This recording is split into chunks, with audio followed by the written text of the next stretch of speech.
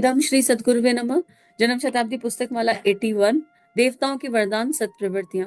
परम पूज्य गुरुदेव वंदे माँ के सानिध्य में दिव्य दैवीय यात्रा, जो हमें लाइफ को मतलब शॉर्टकट में लाइफ पॉसिबल नहीं है। शॉर्टकट किसी भी चीज का अवेलेबल नहीं है। और जब आपको एक क्लास पास करनी पड़ती है ना, तो पूरा एक साल पढ़ना पड़ता है, उसमें एग्जाम भी देने पड़ते हैं, यूनिट टेस्ट भी देने पड़ते हैं, बहुत सारे पड़ाव आते हैं।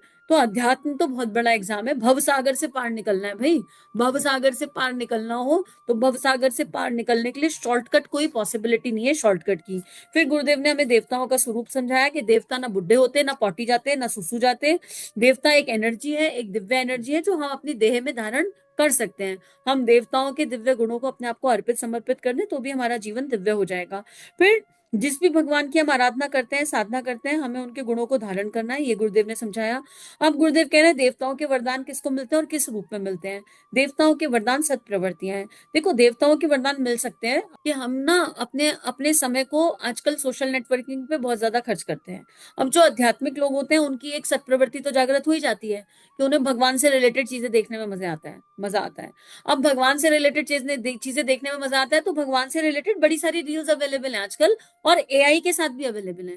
तो हम स्क्रॉल करते जाते हैं और भगवान से रिलेटेड रील्स देखते रहते हैं। पता है मित्रों, जहां से मैं देख रही हूँ ना, जहां से मुझे समझ में आ रहा है, ये भी एक तरह का टाइम पास है, ये भी एक तरह का नैन सुख है। उसमें बैकग्राउंड में एक भजन लगा है, और एआई की, कृष्ण की, राधा जी की, राम जी की, लक्ष्मण जी की, या भगवान शिव की, या जो भी स्वरूप में हम बिलीव करते हैं, उनकी बड़ी सुंदर सुंदर इमेजेस हैं। और हम एक के बाद एक देखते जा रहे हैं। हम क्या कर रहे हैं? हम अपनी आंखों को टेम्परेरी सुख दे रहे हैं। हम ये नहीं सोच पा रहे कि जिनका एआई स्वरूप हमें इतना सुंदर लग रहा है, जो आर्टिफिशियल इंटेलिजेंस से बना है, ये स्वरूप हमको इतना अच्छा लग रहा है कि हमने 1 घंटा इनकी रील देखने में लगा दिया, और बैकग्राउंड में उन्होंने एक भजन लगा रखा है। कोई बात नहीं। तो हम ये नहीं सोच पा रहे कि अगर हम आंख बंद करके नाम जप करके स्वरूप दर्शन का अभ्यास प्रयास करेंगे, तो वो जो रियल लाइफ वाले भगवान होंगे वो शायद ज्यादा बेनिफिट दे दें। ये रील वाले भगवान हमें क्या देंगे मैं नहीं जानती। ये रील वाले भगवान हमारे काम आएंगे कि नहीं मैं नहीं जानती। मुझे तो लगता है रील वाले भगवान हमारा समय खराब कराएंगे, और समय खराब करा ही रहे। हम भगवान के नाम पर रील देख रहे हैं, उसमें एक भजन लगा है, कानों को टेम्परेरी सुख, आंखों को टेम्परेरी सुख। और वो सुख क्या है? वो दिव्यता का सुख नहीं है, वो भव्यता का सुख है। वो रील बहुत भव्य लग रही है क्योंकि एआई ने उसे भव्य बना दिया है, लेकिन उसी समय देख लो ना कि हम राधा कृष्ण को देख रहे हैं, हम भगवान शिव की एक रील को देख रहे हैं, हम माँ दुर्गा के 9 अवतार, एक ही मिनट में 9 अवतार इतने सुंदर से प्रकट हो जाते हैं, ऐसे लगता है माँ हमारे अंदर ही आ गई। अरे अंदर आ जाएंगी तो आंखें बंद करके नाम जप के साथ गुरु की शरण में दिया जगा करके अपने आसपास के वातावरण को शुद्ध करके अगर हम रियल लाइफ से बाहर आ जाएं और रियल लाइफ में स्वरूप दर्शन कर लें, तो शायद 1.5 मिनट में कहीं तो भगवान आसपास आ जाएंगे। तो अपनी, अगर हमको जागना है ना, तो हमको पूरी तरह जागना होगा। हम ये नहीं कह सकते अरे सोशल नेटवर्किंग पर हम केवल भगवान जी को देखते हैं। अरे मत मत देखो तुम सोशल नेटवर्किंग के भगवान को, तुम अपने भीतर देख लो कि हमारी नेटवर्किंग का क्या हिसाब किताब हो गया। हमारी इंटरनल नेटवर्किंग तो पूरी तरह बिगड़ गई, और हम बाहर की नेटवर्किंग में जुड़े पड़े हैं। इंटरनल एक नेटवर्किंग है, वो आत्मा से जुड़ी है। एक वाईफाई भगवान जी का है। इस वाईफाई के लिए कोई इंटरनेट कनेक्शन नहीं लेना पड़ता, पर इनर कनेक्शन की आवश्यकता होती है। तो इंटरनेट से बाहर आए थोड़ा सा, और इनर कनेक्शन क्रिएट करें।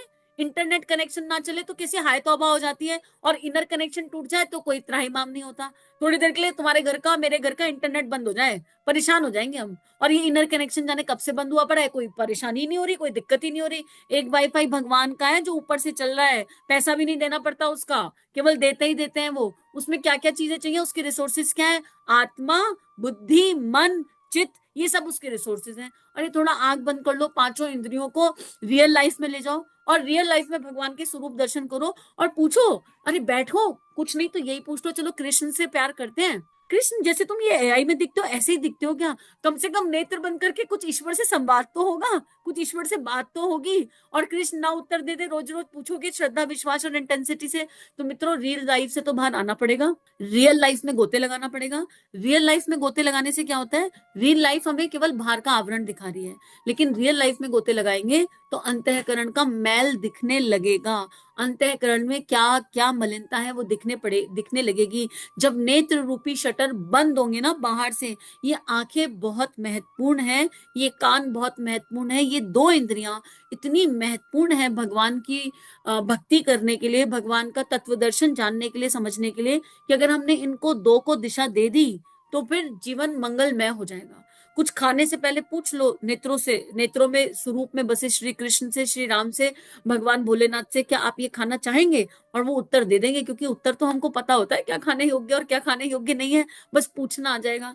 तो इसी में गुरुदेव कह रहे हैं कि देवताओं के वरदान आपको रियल लाइफ में चाहिए तो सत्प्रवृत्तियों से मिलेंगे, शॉर्टकट से नहीं मिलेंगे, और अपने आप की एनर्जी को बदलना पड़ेगा। मित्रों, देवता दैवी शक्तियों से भरे हुए, दिव्य तत्वों से भरे हुए, दिव्य विचारणाओं से भरे हुए, दिव्य भावनाओं से भरे हुए होते हैं। देवता अगर किसी को वरदान देंगे तो वे मानवता का वरदान देंगे, सद्गुणों का वरदान देंगे, श्रेष्ठता का वरदान देंगे, सत प्रवृत्ति का वरदान देंगे। ये सद्गुण और सत्प्रवृत्तियां ऐसी हैं जिनको हम ट्रैवलर्स चेक कह सकते हैं। देखो देवता कितनी सारी चीजों से भरे हुए हैं, यहाँ पर कहीं पर भव्यता नहीं आई, और जिन रील्स को हम देख रहे हैं वो भव्यता से भरी है, केवल उनमें सुंदर सुंदर दृश्य आ रहे हैं जो हमें अट्रैक्ट कर रहे हैं। पता है उसका मूल भी क्या है? हमारी आत्मा होती तो भगवान से अट्रैक्ट है। भारत भूमि की एक दिव्यता पता है क्या है? भारत भूमि की एक दिव्यता ये है कि यहाँ पर कोई भी वर्ग हो, वो किसी ना किसी रूप में किसी ना किसी भगवान से जुड़ा हुआ है। हर कोई दिया जगा रहा है, गरीब से गरीब, अमीर से अमीर, भगवान में मानता है। कोई गाली देकर मानता है, कोई प्रेम से मानता है, कोई शिकायत करके मानता है, लेकिन हर कोई भगवान में मानता है। हर किसी को पता है कि बहुत दुख आ जाए तो मंदिर है, जाओ मंदिर में चले जाओ, मंदिर में बैठ जाओ, शांति मिलेगी। कुछ नहीं तो शिकायत करने ही चले जाते हैं कुछ लोग मंदिर में। पर भारत भूमि की दिव्यता ये है कि भारत भूमि में रहने वाला हर इंसान अपने इनर विजडम को जानता है, चाहे अज्ञान में जाने, चाहे अज्ञानता में माने, पर भगवान में बिलीव करता है। एक बिलीफ सिस्टम है, इसीलिए श्रद्धा की भूमि है, भक्ति की भूमि है, विश्वास की भूमि है। और बाहर मित्रों, आउट ऑफ इंडिया में अगर चले जाएं तो वहां पर पैसा बहुत आ गया है, लेकिन पैसे को खर्च करने की शक्ति नहीं आ रही है। वहां पर सेक्सुअल एनर्जीज बहुत हाई हो गई हैं, वहां पर कोई कमी नहीं है, लेकिन ये तत्व दर्शन, क्योंकि भगवान की एनर्जी समझ में नहीं आती तो ये तत्व दर्शन नहीं है, तो वहां पर भी दुख बहुत ज्यादा है।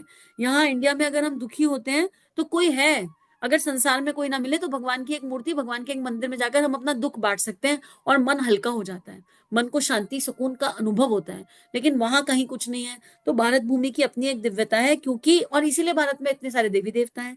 आप किसी एक देवता का चिंतन लंबे समय तक करके देखिए, उनके गुण अपने आप ट्रांसफर होने लगेंगे, क्योंकि हर देवता का मतलब एक एनर्जी है। सच पूछो तो we all are energy being, हम वो प्रकाश की दिव्य किरणें हैं, और प्रकाश ही हमारा अस्तित्व है, प्रकाश ही हमारा मूल स्रोत है। लेकिन ये प्रकाश निराकार फॉर्म में जब होता है तो हमारा साथ नहीं दे सकता, इसलिए भगवान को साकार होना पड़ा, और इसलिए मानव साकार है। तो हम इस मानव देह, अगर मान लो हम मानव देह में नहीं है ना, तो हम एक एनर्जी बीइंग है। उस एनर्जी बीइंग, उस प्रकाश की जो एनर्जी है ना, वो जो प्रकाश वाली किरण है, वो ईश्वर को प्राप्त नहीं कर सकती, इसलिए मानव देह मिली है। इस मानव देह से ईश्वर की प्राप्ति की जा सकती है। हालांकि प्राप्ति शब्द सही मायने में जब पढ़ते रहो और अनुभव होता रहता है तो समझ में आता है कि प्राप्ति शब्द एग्जिस्ट ही नहीं करता, अनुभव शब्द एग्जिस्ट करता है, अनुभूति शब्द एग्जिस्ट करता है। भगवान कोई बॉल थोड़े ना जो प्राप्त हो जाएंगे, भगवान एक एक्सपीरियंस है, भगवान श्रेष्ठ गुण है, और हम देखेंगे कि हमारे दुर्गुण कैसे खत्म होने लग रहे हैं और कैसे दिव्यता हमारे अंदर आने लग रही है। गुरुदेव कह रहे हैं इस हुंडी को ट्रैवलर्स चेक, जो है ट्रैवलर्स चेक, सत प्रवृत्तियों और सदगुणों का एक ट्रैवलर चेक मिल जाता है, और इस चेक को हम कहीं भी भुना सकते हैं। सत प्रवृत्तियों को लेकर आप बाजार में जाइए और कहिए कि हम महात्मा गांधी हैं और हम महात्मा हैं, और हमारे हमारे महात्मा की कीमत लगाइए। जनता आपके ऊपर नोट बरसाना शुरू कर देगी। जब आप मरेंगे तो 100 करोड़ रुपए का आपका स्मारक बना देगी। ये ऐसी हुंडी है, महानता की दिव्य हुंडी। आप नहीं खाते तो कोई हर्ज नहीं, आप खिला सकते हैं, ठीक है। हम अपने इस्तेमाल में खर्च नहीं करते, लेकिन हम चाहें तो किसी को तो फायदा पहुंचा सकते हैं। चाणक्य ने क्या किया? चाणक्य ने असंख्यों को फायदा पहुंचा दिया। समर्थ गुरु रामदास ने क्या किया? शिवाजी को धनी बना दिया। महात्माओं के वरदान, उनके योगदान और उनके आशीर्वाद से ना जाने क्या क्या चमत्कार और क्या क्या दिव्यता हो जाती है। वे स्वयं लंगोट पहनते थे तो कोई हर्ज की बात नहीं, पर जब देवत्व जब मनुष्य के भीतर आता है तो महानता के रूप में आता है। महानता वह हुंडी है जो नरसी मेहता की तरह से हर एक के ऊपर बरस सकती है। मित्रों, आध्यात्मिकता वो हुंडी है, देवत्व वह हुंडी है, और मानवता वह हुंडी है जिसको भुनाने के लिए सुदामा की तरह आप भी कभी भगवान के बैंक में जा सकते हैं और अपना पैसा वसूल कर सकते हैं। अगर आपको भौतिक चीजों की जरूरत पड़ जाए तो भी इससे आप खरीद सकते हैं। लेकिन मैं समझता हूँ कि उसको अपने आप की संपदा इतनी महान मालूम पड़ती है कि भौतिक वस्तुओं को इकट्ठा करने में कोई आनंद नहीं आता। जो जो इस यात्रा पर आ जाता है, कहते हैं कि भगवान की यात्रा पर चलने के बाद सारे सुख, साधन, संपत्ति, सब कुछ मिल जाता है। उसका असली मीनिंग जो समझ में आता है वो ये है कि जब हम ईश्वर के दिव्य तेज और प्रकाश को, दिव्य तत्व को समझते हैं, तो हमारे अंदर की कामनाएं मर जाती हैं, खत्म हो जाती हैं। कामनाएं भावनाओं में बदल जाती हैं, इच्छाएं एकदम विलीन हो जाती हैं, वृत्तियां खत्म होने लगती हैं, और फिर कोई इच्छा ही नहीं रहती। फिर वो बादशाह वाली हालत हो जाती है कि सब कुछ तो है, क्या चाहिए और। वो मिनिमलिस्ट वाली एनर्जी पर इंसान चला जाता है, और इसलिए कहते हैं कि भगवान के द्वार पर जाकर सब कुछ मिलता है। लेकिन जो लोग केवल साकाम जा रहे हैं और कामनाओं से जा रहे हैं, वो अगर ये सोच रहे हो कि यही एक रास्ता है, तो ये एक रास्ता नहीं है। आप अपने आप को एक डेड एंड में ले जा रहे हैं। आपकी एक इच्छा पूरी होगी, फिर दूसरी, फिर तीसरी। इससे अच्छा तो फिर श्रम करो और खूब पैसा कमाओ और एटीएम में माल इकट्ठा कर लो। कम से कम निराशा तो हाथ नहीं लगेगी। एटीएम में जाओगे, आपने माल इकट्ठा कर रखा है, तो आपको उसमें से निकाल कर मिल जाएगा एक पिन नंबर डालकर। पर भगवान का पिन नंबर ऐसा नहीं है। भगवान का पिन नंबर कोई नंबर नहीं है जो फिक्स हो जाए। भगवान का पिन नंबर चाहिए तो भगवान के किसी एक नाम को उठा लो और उस नाम का जप लगातार करो, या गुरु का कहना मानो। ये भगवान का पिन नंबर है, बहुत बढ़िया वाला। और फिर भगवान के एटीएम में इतना पड़ा है, इतना पड़ा है, हमारे कई कई जन्मों का हिसाब किताब पड़ा है। तो भगवान के एटीएम में हमने पिन डाला, तो उसमें से जो निकल कर आएगा ना, वो नहीं आएगा जो अमाउंट हम डालेंगे। हमारे ही कई कई जन्मों का हिसाब किताब पहले निकल कर आएगा। अगर जप करके एनर्जी डाल के रखिए तो वो निकल के आएगी। ये साकाम भाव के लिए है। और जो निष्काम भाव पे चला जाता है, उसकी तो बात ही क्या करनी। पहले निष्काम की तरफ जाए तो सही। तो गुरुदेव कह रहे हैं संपदा की कोई कमी नहीं है, संपदा तो बहुत बहुत पड़ी है। लेकिन आप जब इस दिशा में जाएंगे तो आपको वो बहुत छोटी मालूम पड़ेगी। आप भगवान से मांगेंगे ही नहीं दैहिक सुख, भौतिक सुख, भौतिक संपदाएं।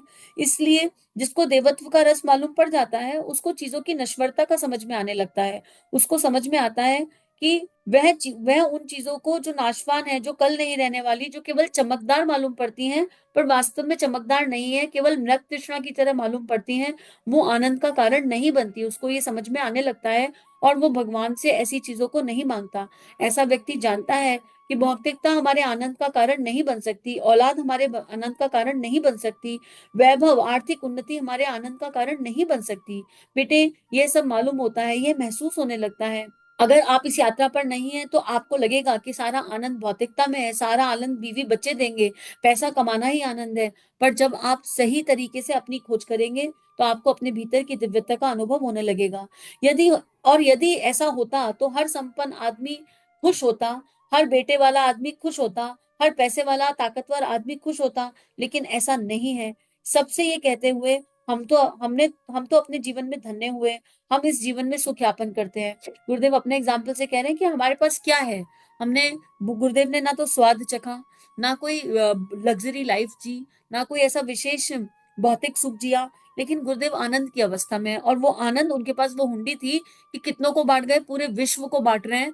और गुरुदेव लिख कर गए हैं कि जब तक एक एक आत्मा इस धरती पर, कोई भी एक आत्मा है ना जो मुक्त नहीं है, या जो परेशान है, या जो दुखी है, या जो दीनहीन है, तब तक हम काम करेंगे। ये कौन कह सकता है? ये स्वयं भगवान ही तो कह सकता है। ये वो गुरु शक्ति कह सकती है जिसने वो जिया है। और फिर हम भी तो अनुभव कर रहे हैं कि परम पूज्य गुरुदेव के साथ जुड़कर ऐसा हो गया जैसे कि एक इनफाइनाइट एनर्जी से जुड़ गए हैं, और कोई कमी रहती ही नहीं है, कभी कोई प्रॉब्लम है ही नहीं। सारी प्रॉब्लम्स के समाधान अपने आप समय के साथ आने लगे। समाधान भीतर ही है। जो अपने को जितना घिसेगा वो उतना चमक जाएगा। स्वयं को घिसने की आवश्यकता है। और घिसना कैसे है, इसके बारे में तो गुरुदेव कंटिन्यू बता ही रहे हैं और बताते ही जा रहे हैं। अब गुरुदेव कह रहे हैं कि महानता सबसे बड़ा वरदान है। भगवान क्या देते हैं? इसके पहले एक किताब आई थी जिसमें गुरुदेव ने कहा था कि भगवान वो शक्ति है जो पहले सब कुछ छीन लेता है। भगवान क्या बनाता है? संत बनाता है, सुधारक बनाता है और शहीद बनाता है। अगर आप भगवान के पास आए हैं तो पहले उन लोगों का जीवन चरित्र देख लीजिए जो भगवान के पास एक्चुअली गए हैं। मीरा जी का जीवन देख लीजिए, तुलसीदास जी का देख लीजिए, सूरदास जी का देख लीजिए, अष्टावक्र का देख लीजिए, सभी शंकराचार्यों का देख लीजिए, किसी का भी जीवन देख लीजिए। उनको क्या मिला? क्या किसी को राजमहल मिल गया? क्या किसी को बहुत सारा सुख मिल गया, वैभव मिल गया? या किसी को महाराजा बना दिया गया? राजा हरिश्चंद्र का जीवन देख लीजिए, गुरु को समर्पित थे। स्वयं परम पूज्य गुरुदेव का जीवन देख लीजिए, कितने भी, विवेकानंद का जीवन देखिए, बहुत सारे एग्जाम्पल है। रानी लक्ष्मीबाई का जीवन देख लीजिए। इन्होंने क्या किया? इन सबने त्याग किया, त्याग किया। भगवान ने इनका, ये अमर हो गए। आज हम इनके जीवन से सीखते हैं। लेकिन इनको प्राप्त क्या हुआ? ये लोग संत हैं, सुधारक हैं, शहीद हैं। भगत सिंह का जीवन देख लीजिए। इनमें से कोई राजा महाराजा नहीं कहलाता है। और जो राजा महाराजा बने, वो कैसे बने? विश्वामित्र थे। विश्वरथ थे, राजा थे और विश्वरथ थे, पूरे विश्व को की विजय को जीत लिया था। लेकिन राजा होने के बाद समझ में आया कि एक ब्राह्मण के पास कामधेनु है जो मेरे से ज्यादा दिव्य है। ये क्या हो गया? नंदिनी गाय को देख के गाड़ी इधर उधर हो गई कामधेनु को देखकर। तो फिर उन्हें समझ में आया कि जो सबसे बड़ा बल है वो ब्रह्म बल है, जो सबसे बड़ा बल है वो आत्म बल है। मैंने भौतिक संपदा इकट्ठी कर ली पर इसका कोई लाभ नहीं। और जब वो विश्वामित्र बने तो फिर वो किस स्तर पर चले गए। तो गुरुदेव ये समझा रहे हैं कि अध्यात्म हमें अकाउंट में बैलेंस देगा या नहीं देगा नहीं पता, पर हमारे खाते में बहुत बैलेंस दे देगा। कौन से? आत्मिक खाते में हमारी भावनाओं का बैलेंस बहुत बढ़ जाएगा, हमारे कारण शरीर की ऊर्जा और कारण शरीर का बैलेंस बहुत ज्यादा हो जाएगा। अकाउंट का पता नहीं, घर में कितने कमरे होंगे नहीं पता, पर जितने भी कमरे होंगे उनमें जगह बहुत होगी, और इतनी जगह होगी, इतनी जगह होगी कि अनेकों को बिल्कुल खुला, जैसे माता जी कहती है ना, ऐसे बुलाएंगे और प्रेम से बुलाएंगे। तो गुरुदेव ये कह रहे हैं दिल बड़ा हो जाएगा, भावनाएं संत वाली हो जाएंगी, शहीद वाली हो जाएंगी, सुधारक वाली हो जाएंगी। अब देख लो इस यात्रा पर चलना है कि नहीं चलना। हम कहीं ऐसा ना हो कि हम वो मकड़ी बनी रहे जो ये सब सुन के कहें हाय भगवान सब कुछ खो जाएगा। ओ हो, नहीं नहीं नहीं नहीं, मुझे ये जाला तोड़ना ही नहीं, मैं जहां हूँ वहां बहुत खुश हूँ। आपको पता है मकड़ी अपना जाला बनाती है, और मकड़ी चाहे तो मुंह खोल के उस जाले को अपने मुंह में डाल सकती है। मकड़ी जाला बना के उसके सेंटर में बैठकर और फिर रास्ता भूल जाती है। और जाले का मोह इतना ज्यादा होता है, अपने ही हाथ से बनाए हुए जाले का मोह इतना ज्यादा होता है कि उसमें उलझी रहेगी, उसमें उलझी रहेगी, खाना पीना नहीं मिलेगा, कई बार मर जाएगी, लेकिन जाला तोड़ेगी नहीं। वो तो हम जैसे लोग कई बार जाला तोड़ देते हैं। तो हम लोग वो देह में वो मकड़ियां हैं जिन्होंने अपने ही बच्चों से, पति से, रिश्तेदारों से, नौकरियों से, दोस्तों से चारों तरफ मोह का, आसक्ति का जाला बना के रखा हुआ है, और इसको तोड़ना ही नहीं चाहते। इसको तोड़ने में डर लगता है, नहीं ये जाला नहीं तोड़ेंगे, जबकि सत्य जान रहे हैं। तो ऐसा ना हो कि ये सब सुन के हम सोचे ना ना ना ना, ये तो बड़ी डेंजर बात है, हमको ये यात्रा करनी नहीं। इस समय नहीं करोगे, आगे करोगे, करनी तो पड़ेगी। चॉइस थोड़े ना है। मानव जीवन मिला क्यों है? मानव जीवन मिला इसलिए, और ये कोई दिया थोड़ा गया है जबरदस्ती। ये तो ऊपर डील करी थी, मांगा गया था। भगवान हमको आप चाहिए, हमें मानव जीवन चाहिए, मांगा गया था। तो अगर वापस पशु बन गए तो बहुत पछताएंगे, बहुत रोएंगे। अगर अभी भी ना समझे तो फिर जिसमें मन पड़ा रहेगा वैसे ही पशु बन जाएंगे, और फिर पशु बन जाएंगे, फिर सोचेंगे अबे यार ये क्या कर दिया, ये गाड़ी कहाँ गड़बड़ हो गई। तो चलो इस दैवीय यात्रा को अच्छे से करते हैं और इसका सत्य भी जान लेते हैं। कोई लॉटरी का टिकट किसी को मिलने वाला नहीं है, लेकिन जो मिलेगा उसको कोई समझा नहीं सकता, उसको ब्याह करने वाला इस संसार में कोई नहीं है। इदम श्री सद्गुरुवे नमः। सभी अपना ध्यान रखिए। इन भावनाओं को विश्वव्यापी बनाने के लिए सभी को आभार। इदम श्री सद्गुरुवे नमः। चलो गुरुदेव के सपने सजाने की शपथ लें। युग दृष्टा, युग ऋषि, परम पूज्य गुरुदेव की लेखनी जन जन के जीवन को प्रभावित कर सकती है, जन जन का ट्रांसफॉर्मेशन कर सकती है, हर किसी को परमानेंट आनंद की तरफ ले जा सकती है। इस कार्य को करने में हमें आपका सहयोग चाहिए। अगर ये वीडियो आपको कंट्रीब्यूट करते हैं तो इन्हें विश्वव्यापी बनाने में हमारी सहायता कीजिए। चैनल को लाइक कीजिए, सब्सक्राइब कीजिए और शेयर कीजिए। इदम श्री सद्गुरुवे नमः।